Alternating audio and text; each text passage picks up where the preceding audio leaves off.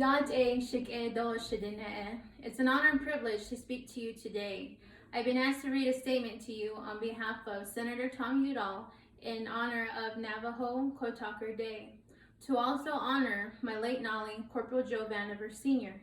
On behalf of my late Nolly, Corporal Joe Vandever Sr., who served with the 6th Marine Division, 3rd Raider Battalion, I represent him today to honor his legacy. Shelby Vandever Yinshga, Tubaja Aja Nishle, Kiani Bashishchim, Chishin Dashache, Tachini Dashanella, Akot Ego A Astanan Nishle, Goyajin De Nasha. I was honorably discharged from the United States Army in 2015 with 8 years. I deployed with the 101st Screaming Eagle Division of Fort Campbell, Kentucky. Now I will read a statement from Senator Tom Udall in honor of National Navajo Kotakers Day, August 14, 2020. Yat-A to all the families and friends of Navajo Kotakers. Today we honor more than 400 Navajo Kotakers whose courage, tenacity, and skills help win battles, save lives, and keep the world safe for democracy. Almost 80 years ago, Navajo men volunteered for Kotaker duty to fight for a country that not even recognized them as citizens until 2 decades earlier. Even though the Navajo people had lived on these lands since time immemorial, nonetheless, these brave young men enlisted so they could serve.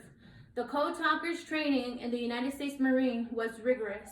And on the battlefields, as they risked their lives, they relayed countless messages in Navajo code with critical information in quick succession. Their code was never broken. In the Navajo code, the word for America was our mother. As one Kotaker has explained, our mother stood for freedom, our religion, our ways of life. And that's why we went in. The Navajo Marine identified culture with their country. When they fought for both. Navajo Kotaker's unique contribution, however, was kept classified for many years until 1968, and they were finally honored in 2001 with the Congressional Gold and Silver medals, recognition that was long overdue. Today, 4 of these heroes are still with us today. Thomas H. Begay, who grew up speaking only Navajo, enlisted when he was 16, joined the 5th Marine Division and survived the Battle of Iwo Jima.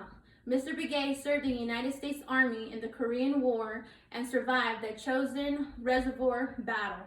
He continued to serve by working for the Bureau of Land Management, where he was responsible for Navajo Nation Tribal Trust programs. John Kinsel Sr., who grew up herding sheep in the mountains and canyons in the northeast Arizona, also enlisted in the Marines, helped the first 29 Kotakers develop some of the code words, and served with distinction in the 3rd Marine Division in the Solomon Islands, Guam, and Iwo Jima. Samuel Sandoval also helped develop some of the first code. Serving in the 1st Marine Division, Samuel was involved in 5 combat tours, including Okinawa. Back home, Mr. Sandoval didn't stop counseling people with substance abuse and starting his own clinic.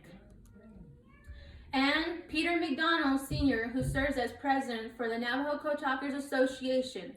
Mr. McDonald was raised herding sheep and entered the Marine Corps and trained as a Navajo Kotaker. Although the war ended after his training, he was deployed in post-war China to guard surrendered Japanese officers.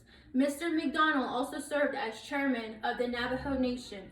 Today, we honor the service of these 4 men and the service of your more than 400 brothers who sacrificed at a critical time for the security of our nation and the world. We can never thank you enough, but from the bottom of my heart, aheha.